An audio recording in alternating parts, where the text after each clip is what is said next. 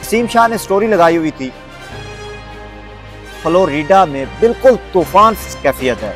अगर win prediction देखें तो विन प्रिडिक्शन में भी आयरलैंड 59% है और जो यूएसए है वो 41% है। सलामती और खुशियों की दुआओं के साथ मैं हूं तबस्सुम संगा और आपको अपने चैनल वतन टुडे में खुश आमदीद कहता हूं। नाजरीन, मैच हुआ पाकिस्तान मुकाबला यूएसए, तो यूएसए वहां से जीत गया। उसके बाद मुकाबला हुआ पाकिस्तान का इंडिया के साथ, भारत के साथ, तो पाकिस्तान भारत से भी बुरी तरह शिकस्त खा गया।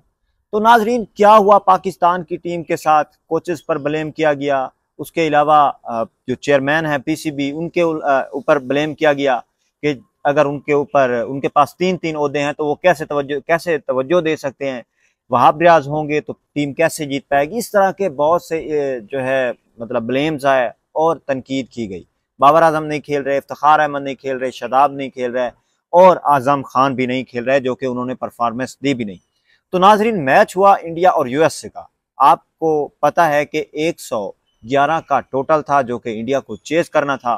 कोहली पहली बॉल पर आउट हुए, शर्मा भी जल्दी जो है चलता हुए। उसके बाद क्या हुआ कि कुछ ही देर ऋषभ पंत टिके पिच पर, क्रीज पर, जो कि उस पिच पर सबसे ज्यादा हाई स्कोरर थे पूरे टूर्नामेंट में, लेकिन वो भी ना टिक सके उस दिन। और क्या हुआ, इंडिया मैच बड़ी मुश्किल से जीता, जो कि उन्होंने सूर्या कुमार यादव का कैच छोड़ा जब 37 गेंदों पर तकरीबन 49 रन रहते थे। तो उस वक्त उन्होंने सूर्या कुमार का कैच छोड़ा, जिस पर सूर्या कुमार ने उस पर कमबैक किया और दोबारा से, जो कि उनकी परफॉर्मेंस खोई हुई थी, वो फॉर्म में भी नहीं थे कई दिनों से, और उनकी फॉर्म वापस आ गई। तो नाजरीन, 2022 में तो कुदरत का निज़ाम चल गया। अब लगता यूं है कि इस दफ़ा भी कुदरत का निज़ाम एक दफ़ा से फिर चलने वाला है। क्या इस दफ़ा मैचेस नहीं होने वाले, इस दफ़ा कुदरत का निज़ाम ये चलने वाला है कि इस दफ़ा तूफान आने वाले हैं। नसीम शाह ने स्टोरी लगाई हुई थी कि फ्लोरिडा में बिल्कुल तूफान सी कैफियत है कि तूफान आ रहे हैं और मामूली सी बारिश होती है तो समझ आता है, लेकिन इतने बड़े बड़े बादल, गहरे बादल, बारिश आ रही है, तूफान है, आंधी है और लगता नहीं है कि किसी तरह मैच होगा। अब सिचुएशन क्या है? पाकिस्तान को चाहिए सिर्फ और सिर्फ कुदरत का निज़ाम, क्योंकि परफॉर्मेंस वो जितनी भी अच्छी दे लें, दुआएं जरूरी हैं यहाँ पर इस वक्त। क्यों? क्योंकि पाकिस्तान का मैच तो एक अलग साइड पर है। उससे पहले जो यूएसए और आयरलैंड का मैच है वो हमारी तकदीर का फैसला करेगा कि क्या हम इस टूर्नामेंट में हैं या हम इस टूर्नामेंट से बाहर हो चुके हैं। 15 को मैच है यूएसए मुकाबला आयरलैंड। नाज़रीन, अगर हेड टू हेड रिकॉर्ड देखा जाए तो इस वक्त 3 मैचेस हुए हैं आयरलैंड और यूएसए के दरमियान। उसमें से जो 2 मैचेस हैं वो आयरलैंड जीती है, और वो भी ये नहीं कि थोड़े मार्जिन से, अच्छे मार्जिन से जीती है, और 1 मैच यूएसए जीती है। अगर विन प्रिडिक्शन देखें तो विन प्रिडिक्शन में भी आयरलैंड 59% है और जो यूएसए है वो 41% है। तो अब ये नहीं कहा जा सकता कि आयरलैंड जीतेगी और यूएसए हारेगी, क्योंकि आपको पता है कि आयरलैंड मतलब अगर जितनी भी प्रेडिक्शन में आगे है तो आपको तो पता है कि यूएसए कैसी टीम है और उसने पाकिस्तान को किस तरह हराया है, कितना टफ टाइम दे के हराया, और उसने इंडिया को भी कितना टफ टाइम दे के हराया। हम ये नहीं मानते कि ये नहीं कह सकते कि 10 बॉल्स बच गई हैं, 10 गेंदें बच गई हैं तो इंडिया आसानी से जीता। इंडिया आसानी से नहीं जीता, इंडिया को टफ टाइम मिला है, उन्होंने कैचेस छोड़े हैं, उनकी खुद की गलतियां थी। तो पाकिस्तान के लिए एक दफा जो है एक दुआ करने की भी जरूरत है। लेकिन इससे पहले अगर देखा जाए कि अगर बारिश हो जाती है तो क्या होगा?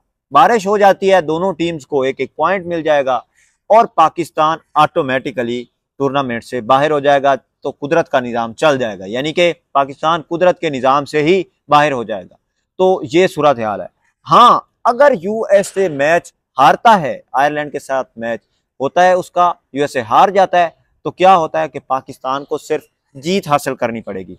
ये जो मतलब काफ़ी आए हुए थे कि पाकिस्तान को 15 ओवर्स में विन करना पड़ेगा या उसके अलावा पाकिस्तान को 50 रन से जीतना पड़ेगा, तो कुछ नहीं है। पाकिस्तान को जस्ट जीतना पड़ेगा और पाकिस्तान जीत के डायरेक्ट सुपर 8 में चला जाएगा। आगे सुपर 8 देखा जाए तो पाकिस्तान के लिए कदरे आसान है उससे क्यों? क्योंकि पाकिस्तान के लिए ये जो है नए मैचेस थे, नया ग्राउंड था, सब कुछ नया था। इंडिया ने पहले 2 मैचेस भी खेले हुए थे, इंडिया को कंडीशंस का भी पता था। आप देखें कि जब मैचेस होने जा रहे थे, जब मैच शुरू होने जा रहा था इंडिया बमुकाबला पाकिस्तान दूसरी इनिंग, तो उस वक्त जो इंडियन बॉलर्स थे वो काफ़ी कॉन्फिडेंट थे। उनको पता था कि हम यहाँ पर खेल चुके हैं और ये रन आसान नहीं है, तो वो भी काफ़ी कॉन्फिडेंट थे। और आपके सामने ये सारा कुछ, और अब जो है दुआओं की ज़रूरत है, आपकी भी दुआओं की ज़रूरत है।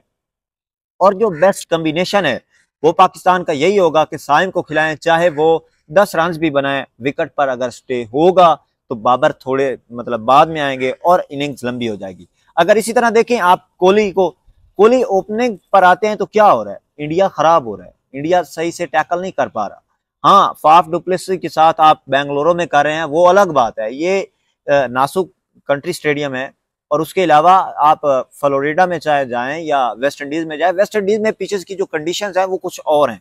वेस्ट इंडीज में जो पिचेस हैं वो स्पिन टाइप की हैं। पाकिस्तान के जो बैट्समैन हैं वो सीपीएल भी वहाँ खेल कर रहे हैं और साइम अयूब भी वहाँ खेलते रहे हैं। और अगर पाकिस्तान सुपर 8 में जाता है तो ये 99% चांसेस हैं कि साइम अयूब को खिलाएंगे, क्योंकि साइम अयूब वहाँ पर अच्छी परफॉर्मेंस